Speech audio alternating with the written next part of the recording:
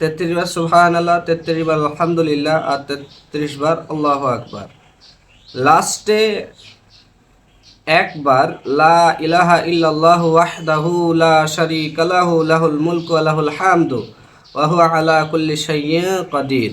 যদি তোমরা এটা পড়ো আর এটা পড়ার পরে তোমাদের গুনাহ যদি সমুদ্রের ফেনা বরাবর হয়ে যায়, তাহলে আল্লাহ রাব্বুল আলামিন তোমাদের সেই গুনাহকে মাফ করে দেবে। এর প্রমাণ কোথায়? আল্লাহ রাসূল সাল্লাল্লাহু আলাইহি ওয়াসাল্লাম এই হাদিসটা বর্ণনা করেছেন এবং এই হাদিসটা মুসলিম শরীফের ভিতরে এসেছে হাদিসটা। তো সাধারণত আমরা এই যে মুসলিম শরীফের ভিতরে হাদিসটা এসেছে 1302 নম্বর হাদিস, 1302 নম্বর হাদিস। তো হাদিসটা বর্ণনা করেছে হযরত আবু হুরায়রা রাদিয়াল্লাহু তাআলা আনহু। আমি হাদিসটা আপনাদেরকে পড়ে শোনাচ্ছি। আনা আবি হুরায়রা রাদিয়াল্লাহু তাআলা আনহু আন্না রাসূলুল্লাহি সাল্লাল্লাহু আলাইহি ওয়াসাল্লাম মান সাব্বাহাল্লাহু ফি দুবুরি কুল্লি সালাতিন সালাসান ওয়া সালাসিনা ওয়া হামিদাল্লাহু সালাসান ওয়া সালাসিনা ওয়া কাব্বারাল্লাহা সালাসান ওয়া সালাসিনা ফাতিলকা তিসআতুন ওয়া তিসউনা ওয়া ক্বালা তামামাল মিআতি লা ইলাহা ইল্লাল্লাহু ওয়াহদাহু লা শারীকা লাহু লাহুল মুলকু ওয়া লাহুল হামদু ওয়া হুয়া আলা কুল্লি শাইইন কাদির। গুফিরাত খাতায়াহু ওয়া ইন কানাত মিসলা যাবাদিল বাহর। হযরত আবু হুরায়রা রাদিয়াল্লাহু তাআলা আনহু তিনি বলেন, আল্লাহ রাসূল সাল্লাল্লাহু আলাইহি ওয়াসাল্লাম তিনি বলেছেন, যে ব্যক্তি প্রত্যেক নামাজের পর সুবহানাল্লাহ 33 বার পড়বে, আলহামদুলিল্লাহ 33 বার পড়বে, আল্লাহু আকবার 33 বার পড়বে, ইহাতে সর্বমোট 99 বার হলো। কত হলো? সর্বমোট 99 বার হলো। সর্বমোট 99 বার। এবার 100 বার পরিপূর্ণ করার জন্য যে ব্যক্তি পড়বে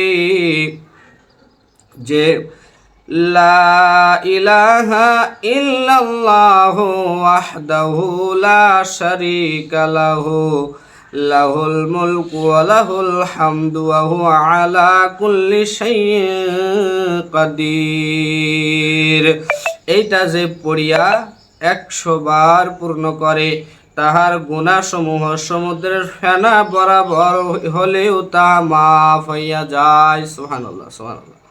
তার গুনাহ যদি সমুদ্রের ফেনা বরাবর হয় তাহলে কি হয়? মাফ হয়ে যায়।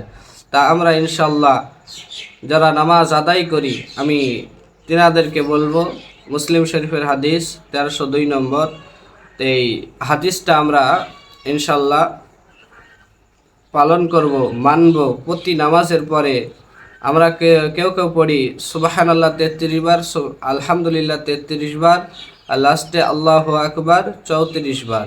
এটারও ফায়দা আছে। এটা ফায়দা হলো আল্লাহ রাসূল সাল্লাল্লাহু আলাইহি ওয়াসাল্লাম এটাকে আমরা সাধারণত আমাদের উলামা ইকরাম এটাকে বলে থাকে তাসবিহ ফাতিমা।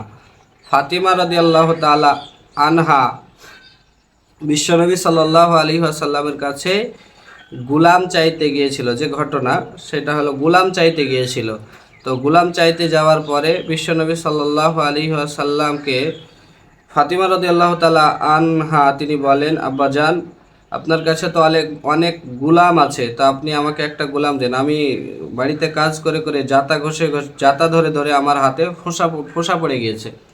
তো ফাতিমা রাদিয়াল্লাহু তাআলা আনহাকে বিশ্বনবী সাল্লাল্লাহু আলাইহি ওয়াসাল্লাম বললেন যে, আমার বেটি, আমার কলিজার টুকরা, আমি কি তোমাকে গুলামের চাইতেও এমনকি মানে ভালো জিনিস তোমাকে দান করব না?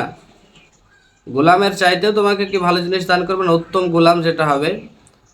তো ফাতিমা রাদিয়াল্লাহু তাআলা আনহা তিনি বললেন, অবশ্যই আব্বাজান।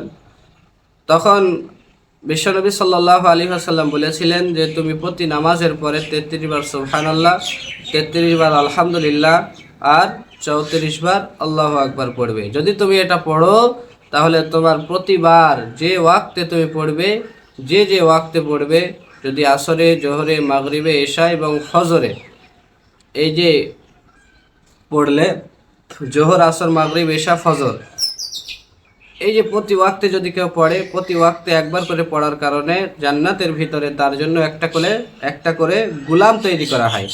তো মহতারাম, এর জন্য এটাকে বলে তসবিহ ফাতেমা। আর এই যে তসবিটা এসেছে, এই তসবিটা হযরতে আবু হুরায়রা রাদিয়াল্লাহু তাআলা আনহু থেকে বর্ণিত, মুসলিম শরীফের হাদিস।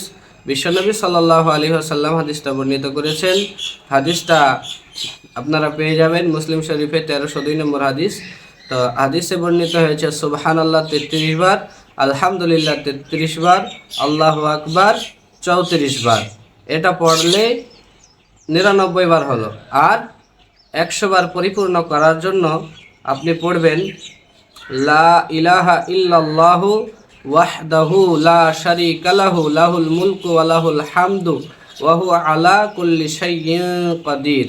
এটা যদি আপনি পড়ে 100 বার পরিপূর্ণ করেন, আল্লাহ রাব্বুল আলামিন আর নবী তিনি বলেন, আপনার যদি গুনাহ সমুদ্রের ফেনা বরাবর হয়, তাহলে আল্লাহ রাব্বুল আলামিন এটা পড়ার কারণে আপনার সমস্ত গুনাহকে মাফ করে দেয়। সুবহানাল্লাহ। আলহামদুলিল্লাহ, আমরা ইনশাআল্লাহ আজ থেকে এই তসবিহটা নামাজের পরে পড়ার চেষ্টা করব। আসসালামু আলাইকুম।